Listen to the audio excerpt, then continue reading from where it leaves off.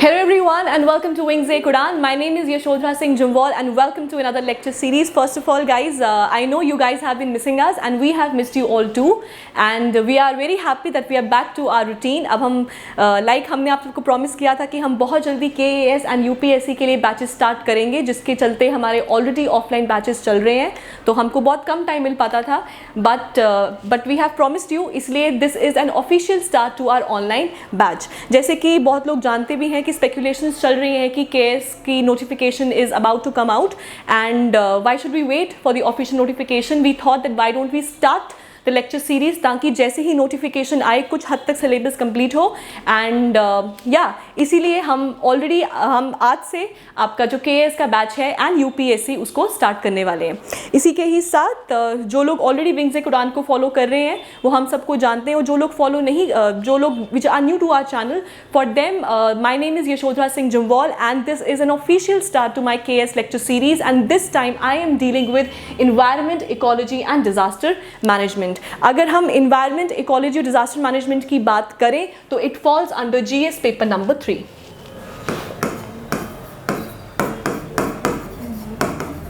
सो GS paper number 3 के under ये जो सब्जेक्ट है ये फॉल करता है. और अगर हम इन्वायरमेंट की बात करें, इस जो सब जानते ही होंगे 3 पार्ट्स होते हैं एग्जाम के, that is your preliminaries, mains and your interview. और ये जो सब्जेक्ट है आपका environment, ecology and disaster management, ये आपका preliminaries as well as mains दोनों में ही इसका एक बहुत अहम रोल है. अगर हम प्रिलिमिनरीज की बात करें, इसमें आपको सबसे ज़्यादा, अगर मैं आपको बोलूँ, it is one of the highly scoring subjects. अब ये इतना हाईली स्कोरिंग सब्जेक्ट इसीलिए है क्योंकि मैं आगे आपको इसमें जो ट्रेंड्स रह चुके हैं, आपके क्वेश्चंस, जो number of questions are been asked in your UPSC, और हाल ही में जो UPSC का पैटर्न फॉलो करते हुए KAS 2018 का जो पेपर हुआ है, उसमें आई टेल यू कि कितने कितने क्वेश्चंस जो हैं जो इसी सब्जेक्ट में से आए हैं, तो यू विल अंडरस्टैंड कि why it is highly important and it is highly scoring also. साथ ही साथ स्कोरिंग तो है ही है, लेकिन ये बहुत इंटरेस्टिंग टॉपिक भी है. अब इंटरेस्टिंग इसीलिए है क्योंकि हमको जो भी इन्वायरमेंट, इकोलॉजी, डिजास्टर मैनेजमेंट को पढ़ना है, ऑब्वियसली सबसे पहले तो हम बेसिक से स्टार्ट करेंगे. I will tell you about the basic terminologies, क्या चीज़ क्या होती है, व्हाट ऑल इज़ देयर, क्या क्या है, क्या क्या नहीं है. बट साथ ही साथ ये इंटरेस्टिंग इसीलिए है क्योंकि हमको जो भी चीज़ पढ़नी है, हमको अपने करंट अफेयर के ही आगे पीछे घूमते रहना है. जैसे कि अगर फॉर एग्जांपल, अगर हम हाल ही में जो UPSC का एग्जाम हुआ है उसमें साइक्लोन्स के ऊपर क्वेश्चन पूछा गया है, तो साइक्लोन्स के ऊपर क्वेश्चन इसीलिए पूछा गया है क्योंकि इस जो ये 2020 का साल रहा है उसमें आपके साइक्लोन्स बहुत ज़्यादा न्यूज़ में थे, तो इसीलिए उसके चलते हुए साइक्लोन्स पे क्वेश्चन पूछा गया है. और जितने भी आपके इन्वायरमेंट, इकोलॉजी और डिजास्टर मैनेजमेंट के क्वेश्चंस होते हैं वो आगे पीछे, मैक्सिमम जो पोर्शन होता है वो आपके करंट अफेयर्स के आगे पीछे ही घूमता रहता है. तो जो भी पढ़ना है आपको करंट अफेयर्स को मद्देनजर रखते ही पढ़ना है. अगर हम इन्वायरमेंट की बात करें, प्रिलिमिनरीज के लिए इसमें जिस तरीके से क्वेश्चन पूछे जाते हैं, first of all factual questions, facts, when and where. सबसे इंपॉर्टेंट फैक्चुअल क्वेश्चंस, जो आपका बेसिक जो कंसेप्ट्स है उनको पहले आपको क्लियर करना है, जो हम करेंगे अपने आगे के लेक्चर सीरीज में. एक हो गया आपके फैक्चुअल क्वेश्चंस. नंबर 2 हो गया आपके हर एक चीज़ जो करंट अफेयर में पूछी गई है, जैसे कि how and why was it in news, what has happened, क्या हुआ है जिसकी वजह से, व्हाट आर द रेपरकशंस, इसकी वजह से क्या रेपरकशंस हो गए हैं, इसके इफेक्ट्स क्या हैं, वो सब चीज़ें घूम गई आपकी करंट अफेयर्स के आगे पीछे. तो ये तो हो गया, ये तो हो गया आपका इंटरेस्टिंग है. अब अगर हम हाईली स्कोरिंग की बात करें तो मैं ऐसा क्यों कह रही हूँ, अगर हम ट्रेंड देखा जाए, जितने भी नंबर ऑफ क्वेश्चंस इसमें से पूछे गए हैं, तो अगर हम UPSC का ट्रेंड देखें, 2015 में 13 क्वेश्चंस पूछे गए हैं. इस अकेले इसी में से ही 13 क्वेश्चंस पूछे गए हैं. तो बहुत बच्चे सोचेंगे कि इन्वायरमेंट तो बहुत इजी सा होता है. Yes, it is very easy, but then as I said, current affairs के आगे पीछे ही क्वेश्चंस रहते हैं. तो आपको डायरेक्ट ये नहीं पूछेंगे कि व्हाट इज एयर पोल्यूशन, आपको PM 2.5 के बारे में पूछ सकते हैं. सो इसलिए in relation to your current affairs. UPSC की बात, हम ट्रेंड के बारे में बात कर रहे थे, क्वेश्चंस का जो ट्रेंड रह चुका है, 2015 में 13 क्वेश्चंस पूछे गए हैं, 2016 में 10 क्वेश्चंस पूछे गए हैं, 17 में 15, 18 में 13, 19 में 21 और 2020 हाल ही में जो एग्जाम हुआ था उसमें 17 क्वेश्चंस इसी में से ही आए हैं. एंड यूपीएससी का पैटर्न फॉलो करते हुए जो फर्स्ट एग्जाम हुआ है केएएस का 2015 में, उसमें से 5 क्वेश्चन आपके इन्वायरमेंट में से आए हुए हैं. So environment becomes an important subject and highly scoring subject. अब आगे बढ़ने से पहले आज का जो हमारा सेशन है इट इज़ ये आगे पीछे घूमेगा आपके सिलेबस डिस्कशन के बारे में कि how are we going to go about it. हम क्या क्या पढ़ने वाले, क्या क्या पढ़ना है, क्या क्या नहीं पढ़ना है, कहाँ से पढ़ना है, वो सब चीज़ें हम इस लेक्चर नंबर 1 में कवर करने वाले हैं. और लेक्चर नंबर 2 में I am going to get you basic terminologies जो आपके इन्वायरमेंट, इकोलॉजी और डिजास्टर मैनेजमेंट में इस्तेमाल होती हैं. अगर हम इसके सिलेबस की बात करें, सिलेबस के हिसाब से देखा जाए तो इसको हमने ब्रॉडली 4 में बांटा हुआ है. सबसे पहले हम बात करेंगे प्रिलिमिनरीज की. GS paper number 3.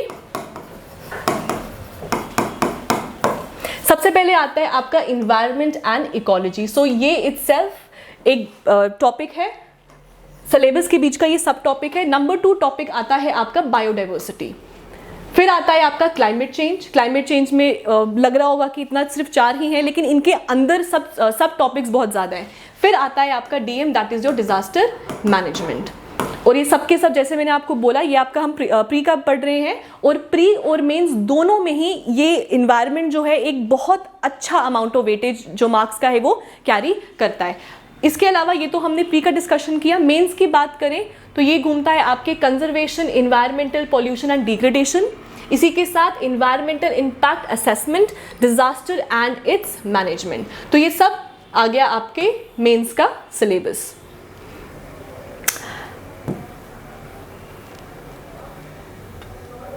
ओके तो ये तो हमने पढ़ लिया कि आज अभी तक का ट्रेंड कैसा रहा है और हमने क्या क्या चीज़ें इसमें पढ़नी है. अब हम बात करेंगे कि अगर पढ़ना है तो what all books will I recommend to you. अगर हम बुक्स की रिकमेंडेशन की बात करें, जैसे मैंने आपको बोला सिलेबस के अंदर फर्स्ट था आपका ecology and environment and ecology. उसके लिए आई विल सजेस्ट कि आप एनसीईआरटी जो क्लास 12th की है, 12th क्लास की एनसीईआरटी को पकड़े. उसमें बायो जो आपका सब्जेक्ट है उसके जो लास्ट के 4 चैप्टर्स है ना, अगर आप वो अच्छे से पढ़ लेंगे तो आपका फर्स्ट जो है ना इन्वायरमेंट एंड इकोलॉजी वो तो पूरा का पूरा वहीं से ही कवर हो जाएगा. फैक्चुअल बेसिक्स मतलब जो आपका बेसिक है वो वहाँ से क्लियर आपका हो जाएगा. बाकी आप उसको करंट के साथ मर्ज करके आप उसको अच्छे से प्रिलिमिनरीज के लिए उसको पूरा तैयार कर सकते हैं. इसी के ही साथ जो भी आपकी ऑफिशियल वेबसाइट, जो आपके इन्वायरमेंट की ऑफिशियल मिनिस्ट्रीज हैं, उसके अंदर जो भी आपकी रिपोर्ट्स आती हैं, कोई भी सर्वे होता है, कोई भी इंडेक्स आता है, इंडेक्स किसके द्वारा आया गया है, इंडिया का क्या रैंक रहा गया है, कौन से कंट्री नंबर 1 पे थी, कौन सी लास्ट में थी, उस इंडेक्स में क्या क्या चीज़ें जो थे आपके बेसिक्स थे, अब इंडिया का उसके उन इंडेक्स के ऊपर क्या इम्पैक्ट रहेगा, वो सब चीजें आपको पढ़नी है. तो इसके लिए जो भी एनुअल रिपोर्ट्स, कुछ एनुअल होती है, कुछ बाय एनुअल होती है, कुछ साल में एक बार आती है, कुछ 2 साल में एक बार आती है, तो आपको वो पढ़नी है जो भी आपकी मिनिस्ट्री ऑफ एनवायरनमेंट के अंदर आती हैं. अब इसी के मिनिस्ट्री ऑफ एनवायरनमेंट के अंदर आपको सिलेक्टिव टॉपिक्स पढ़ने हैं, सब कुछ नहीं पढ़ना है. जो आपके सिलेबस में पॉइंट्स दिए गए हैं उन्हीं को ही मद्देनजर रखते आपको उन्हीं रिपोर्ट्स के बारे में पढ़ना है. इसी के ही साथ अगर हम मिनिस्ट्री की बात करें तो इनके द्वारा by annual forest survey of India हमेशा एक रिपोर्ट निकालता है बाय एनुअल, आपको वो भी पढ़ना है. जैसे अगर हम 2019 की बात करें तो आप 17 की रिपोर्ट के बारे में पढ़ेंगे क्योंकि बाय एनुअल है, 2 साल में एक बार आती है. तो ये आपका आ गया एनुअल रिपोर्ट्स जो भी आपकी ऑफिशियल जो वेबसाइट्स है वहाँ पे आती है क्योंकि वो सबसे ज़्यादा ऑथेंटिक होती हैं. और साथ ही साथ जो भी करंट अफेयर्स के लिए आप लोग न्यूज़पेपर्स पढ़ रहे हैं तो आप पहले उनमें मार्क करें कि आपको कौन कौन सी न्यूज़ पढ़नी है और कौन कौन सी न्यूज़ कौन से पेपर के अंडर आती है. जीएस पेपर 1 में आता है, 2 में आता है, 3 में आता है. और बेस्ट रहेगा कि आप उसके ऊपर सब्जेक्ट भी लिख दें कि ये जो न्यूज़ है वो इस सब्जेक्ट के रिलेशन में आता है. इसी के ही साथ एज आई सेड कि जो भी पढ़ना है इन्वायरमेंट में फैक्चुअल तो है, बेसिक्स तो है, लेकिन उसको पढ़ना किसके साथ है, करंट अफेयर्स के साथ मर्ज करके पढ़ना है. तो मैंने यहाँ पे 3 स्टार बनाया because current affairs are highly important for environment, ecology and your disaster management. So एक तो आपका आ गया एनसीईआरटी, एक सबसे बड़ा सोर्स, क्योंकि एनसीईआरटी जो है दे आर लाइक बाइबल, वो तो आपको पढ़ना ही पढ़ना है. और इन्वायरमेंट के लिए आपको कौन सा पढ़ना है, क्लास 12th की बायोलॉजी के लास्ट के 4 चैप्टर्स जो हैं वो इसमें आपको कवर हो जाएंगे. और अगर हम एनिमल्स और उन सब की बात करेंगे तो क्लास 11th की जो ज्योग्राफी की बुक है उसमें भी आपको लास्ट के 2 चैप्टर्स जो हैं वो आपके डिजास्टर के ऊपर ही हैं. उसमें बायोस्फीयर रिजर्व्स बहुत दिए गए हैं तो आप वहाँ से भी उसको पढ़ सकते हैं. इसी के ही साथ इग्नू का जो भी मटेरियल आता है फॉर एनवायरनमेंट एंड इकोलॉजी वो भी बहुत ऑथेंटिक है और वो भी बहुत इजी अंडरस्टैंडिंग में आता है, जिसके बारे में हम डिस्क्रिप्शन बॉक्स में लिंक दे देंगे, आप उस पर क्लिक करके उसके बारे में भी पढ़ सकते हैं। फाइन, तो ये हमने बात की आपका सिलेबस कैसा है एंड रिकमेंडेशन मेरी क्या रहेगी आपको कि आप क्या पढ़ें और क्या क्या नहीं पढ़ें। तो ये हमने हल्का सा पढ़ा था आपका सिलेबस के बारे में। अब हम डिटेल्ड एनालिसिस करेंगे आपके सब्जेक्ट की and how are we going to go about it, और मैं आपको क्या क्या चीज़ें कवर करवाऊंगी। इस बार जो हमने ऑनलाइन हमारा बैच स्टार्ट किया, बिकॉज एज आई सेड कि हमारा ऑफलाइन बैच भी चल रहा है तो थोड़ा टाइम कम मिलता है, but then like we have promised you guys, तो हम पूरा डेडिकेशन रखेंगे और पूरा कमिटमेंट रखेंगे कि हम जो चीज़ स्टार्ट करें उस चीज़ को पूरा का पूरा फिनिश करें। ओके, सो अगर इन्वायरमेंट डिजास्टर मैनेजमेंट की बात किया जाए, 4 में डिवाइडेड है, like I told you, environment and ecology, biodiversity, climate change and disaster management. Let's first of all get on to our topic number 1, that is environment and ecology. अगर हम environment and ecology की बात कर रहे हैं, सबसे पहले तो इन्वायरमेंट पढ़ेंगे ना तो सारे टर्म्स आपको भाई बहन लगेंगे। जैसे वो दिखाते हैं ना कि ऑप्शंस आते हैं साउथ कोरिया के या चाइनीज शक्लें होती है कि सब एक जैसे दिखती हैं, तो ये सब एकदम भाई बहन जैसे लगते हैं। तो बेसिक टर्मिनोलॉजीज, इन्वायरमेंट क्या है, इकोलॉजी क्या है, बायोडाइवर्सिटी क्या होती है, ये सब अलग अलग हैं, सब एक जैसे नहीं है सब एक दूसरे के आगे पीछे घूमने वाले, लेकिन सबकी डेफिनेशंस अलग हैं। So basic terminologies environment and ecology के अंडर जो भी आती हैं, सबसे पहले तो आपको वो क्लियर करना है, तभी हम आगे का पढ़ सकते हैं। इसी के ही साथ आपके इन्वायरमेंट इकोलॉजी में आपके इकोसिस्टम, एक्वेटिक है, टेरेस्ट्रियल है, मरीन है, कौन सा इकोसिस्टम है उनके बारे में पढ़ना है, और उनके इकोसिस्टम के अंडर जितने भी आपके बायोम्स हैं उन चीज़ों के बारे में आपको पढ़ना है। साथ ही साथ फ्लो ऑफ एनर्जी, जैसे कि आपके जितने भी एनर्जी साइकिल्स होते हैं, नाइट्रोजन है, ऑक्सीजन है, कार्बन साइकिल है, उनके बारे में हमको पढ़ना है। और एनर्जी की बात कर रहे हैं तो इसमें भी आपके 2 तरीके की एनर्जीज आ जाएंगी, रेन्यूएबल एंड नॉन रेन्यूएबल। अगर हम नॉन रेन्यूएबल की बात करें तो जब जैसे हम कोल वगैरह के बारे में पढ़ते हैं, और रेन्यूएबल की बात करें तो अभी हाल ही में इंडिया जो है वो सोलर अलायंस का उसने स्टार्ट कर दिया हुआ है। इसी के साथ थर्मल एनर्जी को बहुत ज़्यादा प्रमोशन दिया जा रहा है, सोलर एनर्जी को जितना हो सके उसको प्रमोट किया जा रहा है। तो इसमें आपके renewable and non renewable energies के बारे में भी आपका इसके अंडर एक और सब टॉपिक बन जाता है। इसी के ही साथ आपका इसी के अंडर आता है आपका पॉल्यूशन एंड पॉल्यूटेंट्स। पॉल्यूशन में कौन कौन आ गया आपका, वही एयर पॉल्यूशन आ गया, वाटर पॉल्यूशन आ गया, फिर आपका सॉइल आ गया, ये सब आ गया।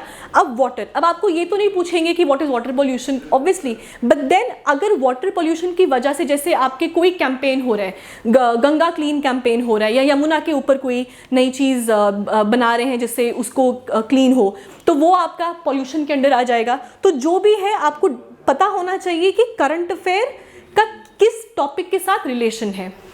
पॉल्यूशन, पॉल्यूशन तो हो गया, जो भी डिटराइजेशन ऑफ एनवायरनमेंट हो रहा है और किन की वजह से हो रहा है। Pollutants are also very important, जिसके चलते हुए बहुत सारे इंडेक्सेस होते हैं।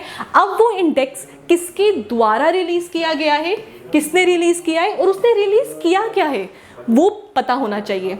साथ ही साथ इंडिया का उसके ऊपर क्या इनिशिएटिव रहेगा, इंडिया का इनिशिएटिव क्या रहेगा, अगर इंटरनेशनल है तो इंडिया का उस पर अब क्या इनिशिएटिव रहेगा, अगर नेशनल लेवल पे है तो इंडिया कौन सी स्टेट का रैंक 1 था, रैंक 2 था, और किन बेसिक्स के ऊपर, किन चीज़ों के ऊपर जो है वो इंडेक्स आया है, वो सब आपको पढ़ना पड़ता है, जो अगेन पार्ट है आपका करंट अफेयर्स का। इसी के ही साथ कोई भी नई एप्लीकेशन, जैसे कि फॉर एग्जांपल, जैसे मैंने यहाँ पे 2 एग्जांपल, जैसे कि आपका सफ़र ऐप है जो आपका फॉर योर क्लीन एयर के लिए है, फिर आपका मेघदूत है जो आपके फार्मर्स के ऊपर आता है। तो ये सब एप्लीकेशंस जो भी इंडिया ने कोई ऐप बनाया है, मोबाइल ऐप बनाया है, वो किसके रिलेशन में आता है वो भी इंपॉर्टेंट है, और साथ ही साथ कौन सी मिनिस्ट्री के अंडर आता है, वो सब आपके बन जाते हैं इंपॉर्टेंट टॉपिक्स इसमें पढ़ने के लिए। इसी के ही साथ wetland management, very important topic. अब आपको ये तो नहीं पूछेंगे कि वेटलैंड होता क्या है, लेकिन वेटलैंड की जब भी हम बात करें तो हम रामसर साइट्स को जरूर पढ़ते हैं।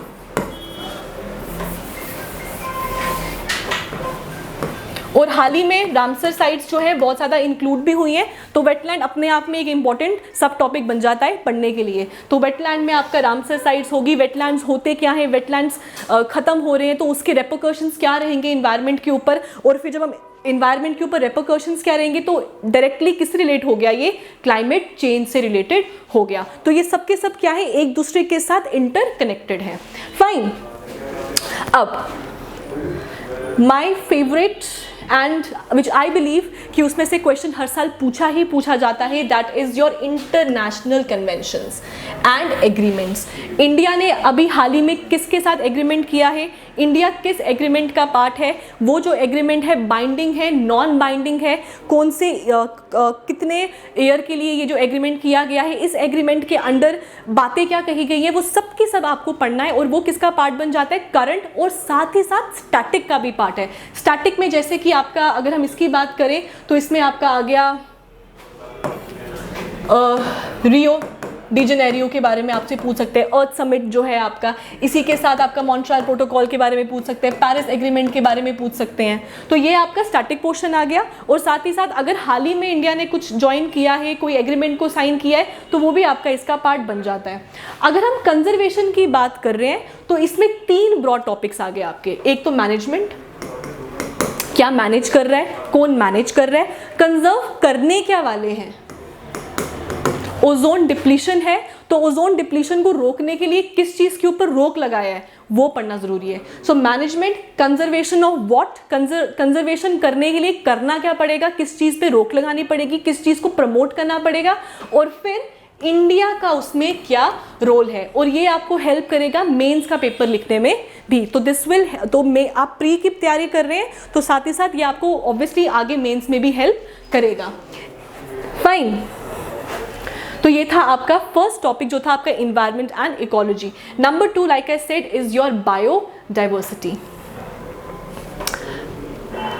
अगर बायोडाइवर्सिटी की बात करें, फर्स्ट ऑफ ऑल तो आप सबसे पहले तो आप बेसिक टर्मिनोलॉजीज, जो भी बायोडाइवर्सिटी के अंदर आपकी बेसिक टर्मिनोलॉजीज हैं, आपको वो पढ़ना है, क्योंकि तभी आप समझ पाएंगे कि हम बात किसकी कर रहे हैं। क्योंकि सब टॉपिक्स जो हैं वो भाई बहन जैसे लगते हैं। इकोटोन क्या है, बायोम क्या है, बायोडाइवर्सिटी है, बायोडाइवर्सिटी होती क्या है, पॉपुलेशन क्या है, स्पीशी क्या है, कम्युनिटी क्या है, वो सब आपको पढ़ना है। इसी के साथ बायोडाइवर्सिटी है तो बायोडाइवर्सिटी को किस चीज़ का थ्रेट है, थ्रेट टू बायोडाइवर्सिटी, जिसके 2 रीजंस हो सकते हैं। एक तो आपका नेचुरल रीजन हो सकता है और दूसरा आपका ह्यूमन या एंथ्रोपोजेनिक रीजंस हो सकते हैं। तो ग्लोबली इसके क्या इफेक्ट्स हैं वो आपको पढ़ना है। नाउ अब हम बायोडाइवर्सिटी के बारे में बात करें। Bio means living and diversity means कि जो लिविंग ऑर्गेनिजम्स में जो डाइवर्सिटी है, ठीक है। तो अगर हम इनकी बात करें, थ्रेट तो है, लेकिन थ्रेट अगर किसी चीज का है तो उसको कंजर्व करना है। सो कंजर्वेशन ऑफ बायोडाइवर्सिटी इसका एक इंपॉर्टेंट कंपोनेंट बन जाता है। अगर हम कंजर्वेशन की बात करें तो 2 तरह की कंजर्वेशन होती है, in situ and ex situ.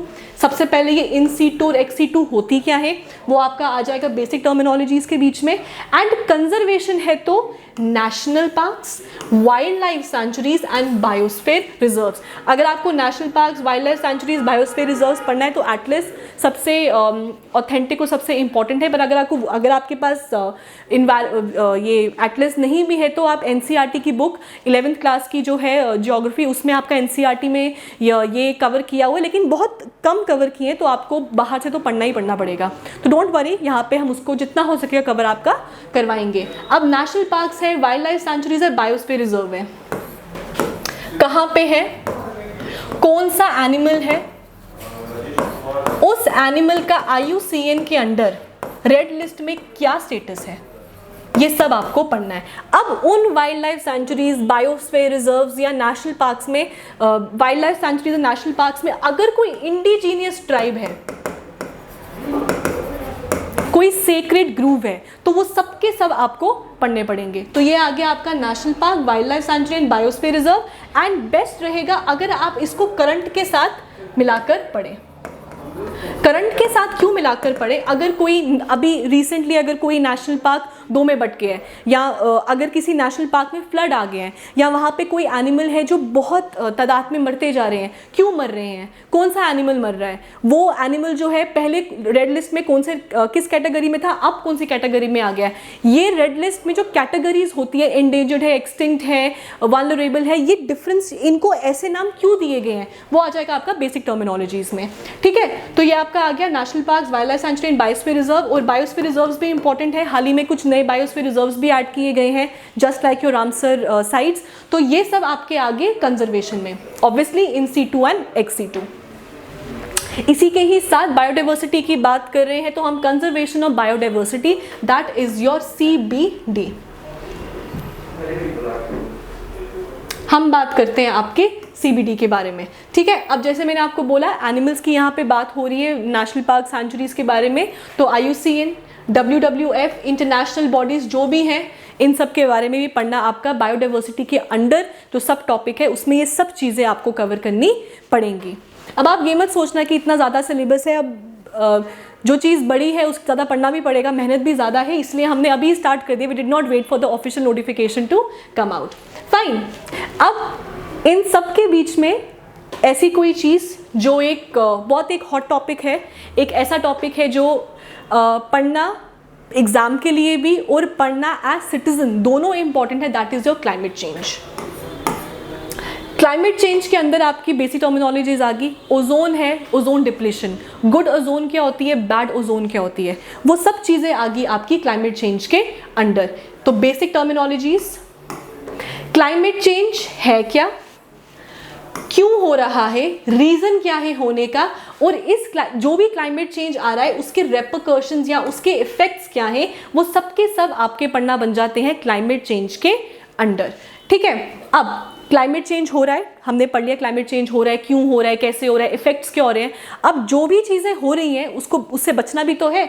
तो अब कॉम्बैटिंग क्लाइमेट चेंज, तो हम क्या ऐसे मेजर्स ले रहे हैं इंटरनेशनली एंड नेशनली। फिर नेशनली के अंडर कुछ ऐसे चेंजेस आपके कुछ इनिशिएटिव्स होते हैं जो लोकल, नेशनल, लोकल लेवल पे होते हैं, तो उनके बारे में भी पढ़ना है कि हम कॉम्बैट करने के लिए क्या क्या कर रहे हैं। एक तो होता है आपका ह्यूमन अडेप्टेशन, कि human being, how is human being adapting to the climate change. और नंबर 2 होता है मिटिगेशन, कि इफ एट ऑल अगर ह्यूमन बीइंग अगर ऐसा ही चलता रहा तो ये एक मैन काइंड, ह्यूमन काइंड को एक बहुत बड़ा थ्रेट है, तो उसके लिए हमको मिटिगेशन, उससे बचने के लिए हमको क्या क्या स्टेप्स लेना है वो आ जाता है आपका मिटिगेशन के अंदर। End of course it falls under your combating climate change. अब कॉम्बैट कर रहे हैं, बच रहे हैं हम लोग इन सब चीज़ों से, तो आपका बन जाता है कि हमने क्या क्या इनिशिएटिव्स लिए। जैसा मैंने आपको बोला इनिशिएटिव्स 2 तरीके के हो सकते हैं। एक तो आ गया आपका इंटरनेशनल, जो बहुत इंपॉर्टेंट है कि इंटरनेशनली क्या इनिशिएटिव लिया गया है, कौन सी इंटरनेशनल बॉडी ने ये इनिशिएटिव लिया है, उस इंटरनेशनल बॉडी का हेडक्वार्टर कहाँ पे है, वो सब चीज़ें आपकी बन जाती है इंटरनेशनल इनिशिएटिव्स के अंदर। जैसे कि आपका क्योटो प्रोटोकॉल है, मॉन्ट्रियल प्रोटोकॉल है, आपका पेरिस एग्रीमेंट है, वो सब आगे आपके इंटरनेशनल। और अगर हम नेशनल की बात करें तो इंडिया ने अपने लेवल पे क्या क्या चीज़ें की हैं वो आपके इसमें आगे। और साथ ही साथ हमारा गोल क्या है कि हमको यहाँ से लेके 10 सालों में क्या करना है। जैसे एजेंडा 21 है, फिर आपका रियो समिट है, अर्थ समिट जिसको कहते हैं, UNFCCC है, UNFCCC है, तो वो सब चीज़ें आपकी आ जाती हैं क्लाइमेट चेंज के अंडर एंड क्लाइमेट चेंज के इनिशिएटिव के अंडर, कि कौन सी इंटरनेशनल बॉडी जो है वो इनिशिएटिव ले रही है इससे बचने का। फाइन, अब क्योंकि हम इंटरनेशनल और नेशनल की बात कर रहे हैं, सो कॉप, कॉन्फ्रेंस ऑफ पार्टीज। अब कॉन्फ्रेंस ऑफ पार्टीज में लेटेस्ट अभी हाल ही में कौन सी कॉन्फ्रेंस हुई थी, मतलब कहाँ पे हुई थी, व्हेन, कब, पहले आ गया कहाँ पे हुई थी, हुई कहाँ पे थी, नंबर 2 कब हुई थी, कौन से ईयर में हुई है, नेक्स्ट कौन से ईयर में होने वाली है, एंड कौन से नंबर की थी। मतलब अगर जैसे कि COP24 है तो आप COP24 के बारे में पढ़ रहे हैं तो आपको सबसे पहले बात करना है कि कॉन्फ्रेंस ऑफ पार्टीज थी किसकी, COP24 हुआ किसका है, पहले वो क्वेश्चन आ गया, ये हुई कहाँ पे है, फिर आपका वो क्वेश्चन आ गया। इसके साथ COP24, ये COP24 थी, COP25 कब होगी, कहाँ होगी, वो पढ़ना है। COP23 कहाँ पे हुई थी, ठीक है। अब इसी के ही साथ यहाँ पे इम्पॉर्टेंट अनाउंसमेंट्स क्या किया गया है। अब जैसे कि मोस्टली अब 2018 में जो पेपर हुआ था it was mostly factual based, लेकिन क्योंकि अब now it is following the UPSC trend, so हमको factual as well as analytical दोनों के ही को ही एक अमालगमेशन के साथ चलना है। तो इसीलिए इम्पॉर्टेंट अनाउंसमेंट किया क्या गया है इन सब कॉप्स में, कि ये हुआ था जिसकी वजह से हमने ये डील साइन किया है, अब इसके बाद हम ऐसा करने का सोच रहे हैं, तो हम उन चीज़ों के बारे में पढ़ेंगे।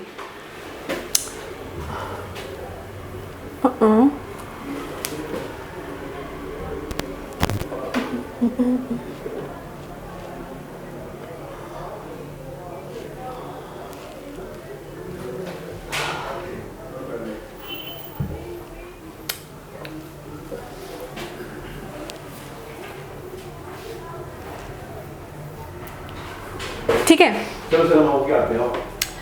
Fine, okay. सो कॉप के बारे में हमने पढ़ लिया, कब कहाँ कैसे, इंपॉर्टेंट अनाउंसमेंट्स क्या क्या हुए हैं। इसी के साथ IPCC inter governmental panel on climate change, उसके द्वारा क्या चीज़ें कही गई हैं, क्या क्या रिकमेंडेशंस आई हैं। अभी हाल ही में IPCC बहुत न्यूज़ में भी था, तो ये चीज़ें आपको पढ़नी है। अब ये तो हो गया आपका इन्वायरमेंट का पार्ट, इन्वायरमेंट एंड इकोलॉजी, जिसमें आपको बोला कि पहले इन्वायरमेंट इकोलॉजी है, बायोडाइवर्सिटी है, क्लाइमेट चेंज है, और साथ ही साथ disaster management is also an important topic इस सब्जेक्ट के अंडर। अगर हम डिजास्टर मैनेजमेंट की बात करें, very importantly you have to remember that you have to keep it as specific as possible. आपको सब कुछ आगे पीछे का सब कुछ है वायर नहीं, you don't have to beat around the bush. आपको जो करंट में है, जो चल रहा है, बस उसी डिजास्टर मैनेजमेंट के बारे में पढ़ना है। अगर कोई भी हज़ार्ड है, हज़ार्ड के बारे में पढ़ना है, हज़ार्ड कौन से टाइप का है उसके बारे में पढ़ना है, टाइप्स ऑफ हज़ार्ड है उनके बारे में पढ़ना है, बेसिक टर्मिनोलॉजीज। इसी के ही साथ सिंडाई फ्रेमवर्क, उसके बारे में पढ़ना है, जो डिजास्टर रिस्क रिडक्शन के बारे में बात करता है, वो पढ़ना है। इसी के ही साथ डिजास्टर मैनेजमेंट के लिए national as well as international, अगर कोई भी पॉलिसी है, कौन सी डिजास्टर को लेके पॉलिसी है, कौन सी इंटरनेशनल बॉडी जो है उसे गवर्न कर रही है, नेशनल है तो कौन सी मिनिस्ट्री के अंडर आता है, वो सब चीज़ें। So national policies on disaster management, और साथ ही साथ जो भी प्लान डिज़ास्टर मैनेजमेंट के अंडर हमने लाया है उसको उसको मिटिगेट करने का, वो भी आपका पढ़ना इम्पॉर्टेंट बन जाता है। सो गाइज, आज हमने एक लिटरली आई विल से हमने एक outline I have try to give you कि हम लोग चलने कैसे वाले हैं। आपको सिर्फ समझाया है मैंने कि इन्वायरमेंट में आपको कहाँ तक अपने आप को सीमित रखना है, आपको ज़्यादा फैलना नहीं है, बिल्कुल रायते की तरह आपको अपना बिल्कुल करंट अफेयर्स और साथ ही साथ इंपॉर्टेंट टॉपिक्स उनका अमेलगमेशन करके ही चलना है। And don't worry guys, this is lecture number 1 which was on your discussion on your syllabus of environment, ecology and disaster management. अब लेक्चर नंबर 2 में we are going to talk about environment and ecology and I am going to start with basic terminologies. I hope guys कि आप लोगों को अपना एक हल्का सा पता चल गया हो कि आपको how you have to go about it, आपका सिलेबस कैसा रहेगा और हम कैसे आपके सिलेबस को चलाने वाले हैं। तो thank you so much guys and I will see you in my next lecture. Thank you.